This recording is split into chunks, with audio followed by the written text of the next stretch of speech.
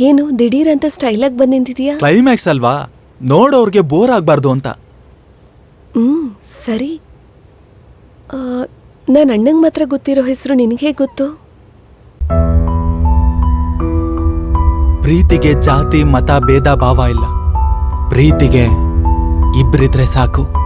ಒಂದು ನೀನು, ಇನ್ನೊಂದು ನಾನು. ಇದರಲ್ಲಿದೆ ನಿನ್ನ ಹೆಸರು, ನಿಮ್ಮಣ್ಣನ ಕನಸಿನ ಉಡುಗೊರೆ.